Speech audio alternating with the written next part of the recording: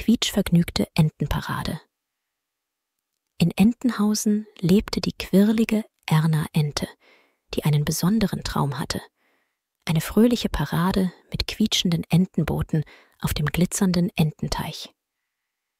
Gemeinsam mit ihren Freunden, dem pfiffigen Paul Platypus und der schüchternen Emma Gans, beschloss Erna, ihren Traum Wirklichkeit werden zu lassen. »Lasst uns die quietschvergnügte Entenparade organisieren«, rief Erna begeistert. Die Freunde bastelten bunte Entenboote, die quietschende Geräusche von sich gaben, sobald man auf ihre Näschen drückte.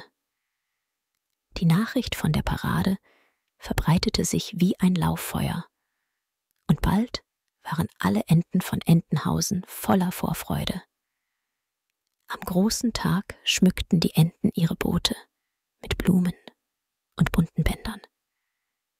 Die Sonne lachte vom Himmel, als die quietschvergnügte Entenparade startete.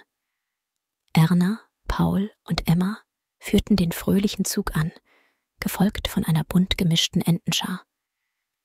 Die quietschenden Boote sorgten für ausgelassenes Gelächter, und die Enten klatschten im Takt dazu.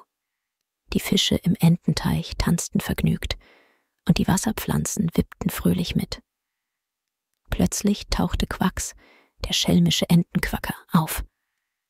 Er hatte eine lustige Idee. Eine Wettfahrt um den glitzernden Ententeich. Die Enten waren begeistert und stellten sich in einer Reihe auf. »Auf die Plätze, fertig, quietscht«, rief Quacks, und die Enten sausten mit quietschenden Booten um die Wette. Erna, Paul und Emma lachten so sehr, dass sie fast von ihren Booten fielen.